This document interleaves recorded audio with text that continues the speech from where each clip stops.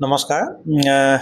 আজি আকৌ মই এটা ফাণ্ডামেণ্টেলি ভাল ষ্ট্ৰং ষ্টকৰ এক্সাম্পল লৈ আপোনালোকলৈ এই ভিডিঅ'টো আগবঢ়াইছোঁ।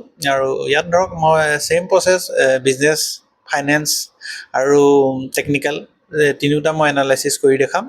আৰু যিখিনি সচৰাচৰ মই কৈ থাকোঁ সেইখিনি অলপ ধৰক মই ফাষ্ট ক'ম। আৰু যিটো ধৰক নতুন পইণ্টটো বাৰু মই ইয়াত এইটো ভিডিঅ'ত বৰ্তমান ইমান বেছি নতুন পইণ্ট দেখাই নাই, কিন্তু মই এটা কথা জনাইছোঁ যে ধৰক মই কোম্পানী এতিয়া ধৰক যিকেইটা আপোনালোকৰ আগত এনালাইচিছ কৰিছোঁ, ধৰক যথেষ্ট কোম্পানী আছে মোৰ ওচৰত। তো মোৰ ৱাচ লিষ্টত এৰাউণ্ড 100টা ষ্টক থাকে। আৰু সেই 100টা ধৰক মই প্ৰত্যেক বছৰৰ কাৰণে চিলেক্ট কৰোঁ। ধৰক এইটো বছৰলৈ মই এই 100টা চিলেক্ট কৰিলোঁ, নেক্সট বছৰলৈ হয়তো তাৰ পৰা কেইটামান ৰিজেক্টো হ'ব পাৰে বা নতুন ষ্টকো মই এড কৰিব পাৰোঁ। চ' সেইটো মোৰ ধৰক নিৰ্দিষ্ট ক্ৰাইটেৰিয়া আছে আৰু সেইটো বেচিছত মই ট্ৰেড কৰোঁ। সেইটো কথা আপোনালোকক মই আগত জনাইছোঁ। আৰু প্ৰত্যেকটো কোম্পানীৰে এনালাইচিছ বেলেগ বেলেগ, কাৰণ প্ৰত্যেকটো কোম্পানীৰে বিজনেছটোও বেলেগ বেলেগ, বিজনেছ মডেলো বেলেগ বেলেগ, আৰু আমি এনালাইচিছ কৰা মেথডো বেলেগ বেলেগ। চ' ধৰক আজি যদি কোনোবা শ্বেয়াৰৰ ক্ষেত্ৰত ডেপটো এপ্লাই হয়, কিছুমানত হয়তো নহয়, কিছুমানত হয়তো ROC চাওঁ, কিছুমানত হয়তো ROC চোৱা নহয়। চ' প্ৰত্যেকৰ কাৰণে বেলেগ বেলেগ। আপোনালোকে এইটো নেভাবিব যে একেই প্ৰচেছতে গোটেইখিনি চালে হ'ব, সেইটো নহয়। কাৰণ কোম্পানী প্ৰত্যেকটো বেলেগ বেলেগ, কোম্পানী মনত ৰাখিব বিজনেছো বেলেগ বেলেগ আৰু চবৰে বেলেগ বেলেগ। চ' এতিয়ালৈকে যিখিনি দিছোঁ আপোনালোকে ধৰক চিম্পুল বিজনেছ আপোনালোকে শিকক। এইখিনি জাষ্ট মই যে কোনটো প্ৰচেছত মইতো জাষ্ট আপোনালোকক প্ৰচেছটোহে দেখাব পাৰিম, বাকী আপুনি নিজেই কষ্ট কৰিব লাগিব। কাৰণ সকলো বস্তুটো মই আপোনালোকক ধৰক দেখাইহে দিব পাৰিম, বাকী কষ্ট কৰাটোতো বুজাটোতো আপোনালোকে নিজে পঢ়িব লাগিব, নিজে শিকিব লাগিব। আৰু নেক্সট কথাটো হ'ল যে ফেচবুকত ৰিল চোৱা বা বেলেগ ধৰক সময়টো বা এণ্টাৰটেইনমেণ্টটো লাগিব। এণ্টাৰটেইনমেণ্ট চাওক, ময়ো নিজেও চাওঁ, চব ধৰক ক্ৰিকেটো চাওঁ, ক্ৰিকেটো খেলোঁ, বা বেলেগ কিবা ধৰক কাম থাকিলে চবেই কৰোঁ। কিন্তু এটলিষ্ট নিজৰ টাইমটো মই মেনেজ কৰি ৰাখোঁ যে মই যোনকণ সময় পঢ়িব লাগে মই সেইকণ পঢ়িমেই। মানে বাকী য'ত যেনেকুৱা নহওক, কাৰণ ৰাইজ কৰিবলৈ হ'লে বা নিজে উন্নতি কৰিবলৈ হ'লে সেইকণ সময়তো মই দিব লাগিব এটলিষ্ট। মই 2 ঘণ্টা সময়ত মই 3 ঘণ্টা সময় মই নিজৰ ষ্টাডিটো মই ৰাখিমেই। বাকী মোৰ ধৰক তাৰপাছত মোৰ মেটাৰ নকৰে, কিন্তু মই এটলিষ্ট মোৰ নিজৰ কামখিনি মই কৰি লওঁ। তাৰপিছত যি কৰে কৰি থাকিব পাৰে।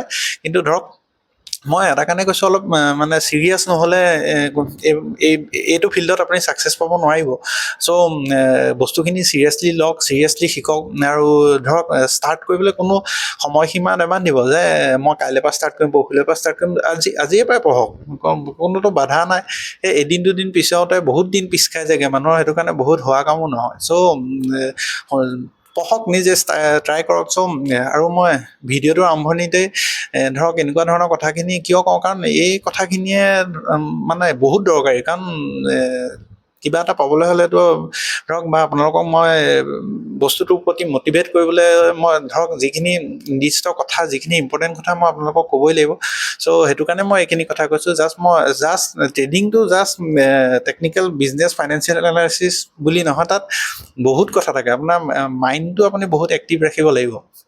এনেকুৱা আছিলে, মই আগতে ধৰক জিম নাযাওঁ, ধৰক কোনো এক্সাৰচাইজ নাই, ধৰক সেইকণ সময়ততো স্বাস্থ্য চাবলগীয়া আছিলে। তাৰপিছত ধৰক জিমৰ বেনিফিটটো মই ধৰক গম পালোঁ, বা এক্সাৰচাইজৰ বেনিফিটটো মই নিজেই গম পাইছোঁ যে কাৰণ মানুহ কিমান পৰিৱৰ্তন হয়। চ' মাষ্ট মানে অইন নহ'লেও ধৰক আপুনি জিম নহ'লে ধৰক এক্সাৰচাইজ নহ'লে আপুনি ধৰক খোজকঢ়া, সেই বস্তুখিনি কৰিব লাগিব। কাৰণ আল্টিমেটলি আপোনাৰ বডিটো ভাল থাকিলেহে আপোনাৰ মাইণ্ডটো এক্টিভ হ'ব। আৰু যেতিয়ালৈকে আপুনি ধৰক বডি ভাল নাথাকে আপোনাৰ, তেতিয়ালৈকে মাইণ্ড আপোনালোকে এক্টিভ নহয়। চ' কথাখিনি বহুত গুৰুত্বপূৰ্ণ কথা। চ' যদি ভিডিঅ'টো ভাল পায় তেনেহ'লে লাইক, শ্বেয়াৰ এণ্ড ছাবস্ক্ৰাইব কৰিব, আৰু কমেণ্ট ছেকশ্যনত জনাব ধৰক আপোনালোকে ভিডিঅ'বোৰ কেনেকুৱা পাইছে, বা কি শিকি পাৰিছেনে নাই, বা বুজি পাইছেনে নাই। চ' আহক ভিডিঅ'টো ষ্টাৰ্ট কৰোঁ।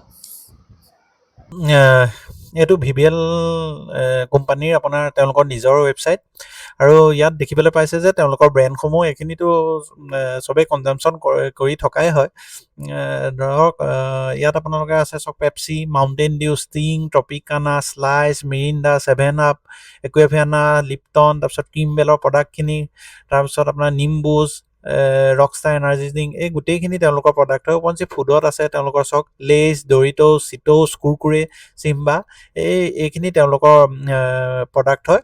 আৰু ধৰক কোম্পানীয়ে ধৰক এতিয়া তেওঁলোকৰ নেক্সট মানে কিছুমান আগন্তুক কি ৰিস্ক আহিব পাৰে চাওক, মানে মানুহখিনি আজিকালি প্ৰায় সচেতন হৈছে। তেওঁলোকে বেছি চুগাৰ মিলোৱা প্ৰডাক্টখিনি খাবলৈ আজিকালি ধৰক বেয়া পায়। চ' আগন্তুক দিনত আজিকালি কি হয়, কোম্পানীবোৰে সেই বস্তুটো বুজি পাইছে। চ' তেওঁলোকে এতিয়া ধৰক চুগাৰ এৰি পেলাই প্ৰডাক্ট বনোৱা ষ্টাৰ্ট কৰিছে। চ' VBLও কোনো তেনেকুৱা ক্ষেত্ৰত ব্যতিক্ৰম নহয়।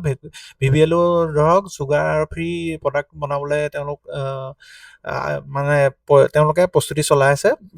চ' তেওঁলোকৰ সেইটো এটা ৰিস্ক হয়। আৰু ওপৰঞ্চি তেওঁলোকৰ ধৰক যেতিয়া পেট্ৰল বা চেনিৰ দাম বৃদ্ধি পায় তেতিয়া মাৰ্জিনত প্ৰভাৱ পৰে। আৰু ধৰক পেপচিকোৰ লগত তেওঁলোকৰ চুক্তিবদ্ধ হয়। চ' সেই চুক্তিখনৰ লগতো কোনো ৰিস্ক নাই, কাৰণ কেলে এইটো মই এটা নোট এটা উলিয়াই থৈছিলোঁ।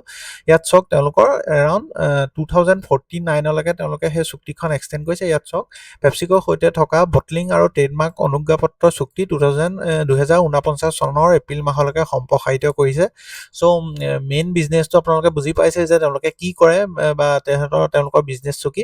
অৱশ্যে মেইন কিছুমান মই কথা কৈছোঁ চাওক, ইয়াত শুনক। 10 টকীয়া পেকেটৰ বিৰুদ্ধে অৱস্থান। মেনেজমেণ্টে স্পষ্ট কৰি দিছে যে 10 টকাৰ পেকেটবোৰ লাভজনক নহয়। সেয়েহে VBLে অহেতুক লাভ হ্ৰাস কৰি বিক্ৰী বঢ়োৱাৰ পৰিৱৰ্তে লাভজনক সামগ্ৰীতহে গুৰুত্ব দিব। কেম্পা কোলাই কম দামত অধিক পৰিমাণ দিলেও VBLৰ 20 টকাত 400 মিলিলিটাৰ কৌশল অতি সফল হৈছে আৰু নতুন গ্ৰাহক আকৰ্ষণ কৰিবলৈ সক্ষম হৈছে। চ' এইখিনিতো বুজি পাইছে। ওপৰঞ্চি চাওক তেওঁলোকে জাপানী ব্ৰেণ্ড আছাহিৰ কেলপিছ ভাৰতীয় বজাৰত মুকলি কৰিবৰ কাৰণে মিত্ৰতা স্থাপন কৰিছে। ওপৰঞ্চি তেওঁলোকে কেনিয়াত এটা এনাৰ্জি ড্ৰিংকৰ বজাৰ দখল কৰিবলৈ দেভিয়ানী ফুড ইণ্ডাষ্ট্ৰীত কেনিয়া লিমিটেড সেইটো অধিগ্ৰহণ কৰিছে। ওপৰঞ্চি তেওঁলোকে ক্ৰাইচিলৰ যোনটো ৰেটিং AAA আৰু ষ্টেবল পজিশ্যনত আছে। ওপৰঞ্চি তেওঁলোকে কৈছে যে বতৰৰ অনিশ্চয়তাৰ বাবে মে' মাহৰ বিক্ৰীত সামান্য প্ৰভাৱ পৰিছে, কিন্তু বতৰ স্বাভাৱিক থকাৰ সময়ত বৃদ্ধিৰ হাৰ 20% বাঢ়িব বুলি কৈছে। ওপৰঞ্চি ইয়াত কৈছে চাওক ষ্টিঙৰ লেবেলৰ এনাৰ্জি যোনটো শব্দটো সেইটো গুচাই দিবৰ কাৰণে নতুন নিয়ম আহিছিলে। চ' তাৰ কাৰণে 90 দিন সময় পোৱা গৈছে। এই সাময়িক সমস্যা সমাধান হৈছে বুলি কৈছে আৰু বিক্ৰী পুনৰ বাঢ়িব বুলি কৈছে। আৰু চাওক মেনেজমেণ্টে ফিউচাৰক লৈ কি কৈছে চাওক, বতৰ অনুকূল থাকিলে জুলাই মাহ আৰু আগন্তুক সময়তো 20% বিক্ৰী বৃদ্ধি অব্যাহত থাকিব বুলি কৈছে। কেঁচামালৰ দাম আৰু পৰিবহণ খৰচ হ্ৰাস পালে মাৰ্জিন আৰু অধিক হ'ব বুলি কৈছে। আৰু তেওঁলোকে কৈছে যে তেওঁলোকে মূল কাৰ্যসূচী হ'ল আফ্ৰিকাৰ বজাৰত ক্ষিপ্ৰতাৰে ব্যৱসায় বৃদ্ধি কৰা। অৱশ্যে এলকহল বিয়া ব্যৱসায়ত প্ৰৱেশ কৰাৰ কোনো পৰিকল্পনা নাই বুলি কৈছে। চ' আল্টিমেটলি আপোনালোকে ধৰক তেওঁলোকৰ বিজনেছ মডেলটো আপোনালোকক দেখালোঁ। বাকী ধৰক ইয়াৰ ফাইনেন্সিয়েল ফালৰ পৰা এইখিনি ধৰক মই কমন কৈয়ে থাকোঁ। ROC তেওঁলোকৰ দেখিছে নহয়, ROC ঠিকে আছে, প্লেজ 0 আছে, ডেপ আপোনাৰ ধৰক ল' আছে, ওপৰঞ্চি কাৰেণ্ট ৰেচিঅ' ঠিকে আছে। ওপৰঞ্চি কোৱাৰ্টাৰলি আপুনি একে ইনক্ৰিমেণ্ট ইয়াত দেখিব, আপোনাৰ অপাৰেটিং প্ৰফিট ইনক্ৰিমেণ্ট হৈছে, তেনেকৈ নেট প্ৰফিট ইনক্ৰিমেণ্ট হৈছে। অকল বোলে এটা কোৱাৰ্টাৰতে নহয়, কণ্টিনিউ আপুনি দেখিব 3-4টা কোৱাৰ্টাৰ তেওঁলোকৰ তেনেকুৱাই চলি আছে। ওপৰঞ্চি প্ৰফিট এণ্ড লছ ষ্টেটমেণ্টত চালে কণ্টিনিউ তেওঁলোকৰ ইনক্ৰিজ হৈছে। ওপৰঞ্চি অপাৰেটিং প্ৰফিটো তেওঁলোকৰ ধুনীয়াকৈ ইনক্ৰিজ হৈছে। এইফালে আপোনাৰ নেট প্ৰফিটো তেওঁলোকৰ ৰাইজিং ট্ৰেণ্ডত আছে। ওপৰঞ্চি আপোনালোকৰ বেলেঞ্চ শ্বীটত চালে আপোনালোকে ৰিজাৰ্ভছ কণ্টিনিউ ইনক্ৰিজ হোৱা দেখিব পাব। ফিক্স এছেটত তেওঁলোকে কণ্টিনিউৱাছলি ইনভেষ্টমেণ্ট কৰিছে। চ' এইখিনি প্ৰায় কমনখিনি আছে, যিখিনি মই ধৰক আগৰ ভিডিঅ'টো কৈয়ে থাকোঁ। সেইটো কাৰণে মই বস্তুখিনি ফাষ্ট কৈছোঁ, কাৰণ যিখিনি মই পইণ্ট দৰকাৰী সেইখিনি যদি আপুনি বুজি নাপায় দেন আগৰ ভিডিঅ'খিনি চালেও বস্তুখিনি বুজি পাব মই কি ক'বলৈ বিচাৰিছোঁ। বাকী কেছ ফ্ল' ধৰক মই নৰ্মেল চাওঁৱে, কেছ ফ্ল'ও তেওঁলোকৰ ঠিকে আছে, ফ্ৰী কেছ ফ্ল'ও তেওঁলোকৰ ঠিকে আছে। ওপৰঞ্চি ইনভেষ্টৰ ছেকশ্যনতো গোটেইখিনি আপোনালোকে চাব, কাৰণ এইটো মই বুজাই আহিছোঁ আগৰ পৰাই কেনেকৈ কি চাই। চ' আপোনালোকে এইখিনি বুজি পাব। চ' মই এইখিনি অলৰেডি চালোঁ, তেওঁলোকৰ গোটেইখিনিয়ে ঠিক আছে। প্ৰমোটাৰ FII দিয়াই, কাৰণ মই এইটো ষ্টক আগতেই এনালাইজ কৰি থোৱা আছে, যিহেতু এইটো মোৰ ট্ৰেডিং ষ্টকৰ ভিতৰত আছে, 100টা ষ্টকৰ ভিতৰত। চ' সেইখিনি প্ৰায় ঠিকে আছে। আৰু ধৰক ইয়াত টেকনিকেল ফালৰ পৰা মই কৈছোঁ যে কোনটো প্ৰচেছত মই আপোনালোকক এটা প্ৰচেছ শিকাইছিলোঁ যে 200 ডে মুভিং এভাৰেজৰ তলত থাকিলে আৰু RSI যদি 30ৰ তলত যায় তেতিয়া ষ্টকটো আপোনাৰ বাই ছিগনেল আহে, দেন আমি বাই কৰিব পাৰোঁ। চ' ইয়াত বৰ্তমান এইটো ডেইলি চাৰ্টত এইটো ছিগনেল দিছে। আপুনি ধৰক এই পজিশ্যনত আপুনি এইটো বাই ছিগনেলৰ কাৰণে দেখাইছে। চ' যদি মই উইকলি চাৰ্টত আপোনালোকক দেখাওঁ, এৰাউণ্ড আপোনালোকে ইয়াৰ পৰা যদি ধৰক আগৰ যি হাইট আছিলে যদি হাই প্ৰাইজৰ ওচৰা-ওচৰি বিকে দেন এৰাউণ্ড 45%ৰ ওচৰা-ওচৰি আপুনি প্ৰফিট এইটোত পোৱাৰ সম্ভাৱনা আছে। চ' এইটো মোৰ এনালাইচিছৰ বেচিছত কৈছোঁ, মই ষ্টকটোত আপোনালোকক বাই কৰিবলৈ ৰিকমেণ্ড কৰা নাই। আৰু যদি আপুনি নিজে ইনভেষ্ট কৰিব বিচাৰিছে দেন আপোনালোকে নিজে ষ্টাডি কৰি নিজৰ ডিচিশ্যন মতে ইনভেষ্ট কৰিব। আৰু যদি ভিডিঅ'টো ভাল পালে তেনেহ'লে লাইক শ্বেয়াৰ এণ্ড ছাবস্ক্ৰাইব কৰিব। ধন্যবাদ।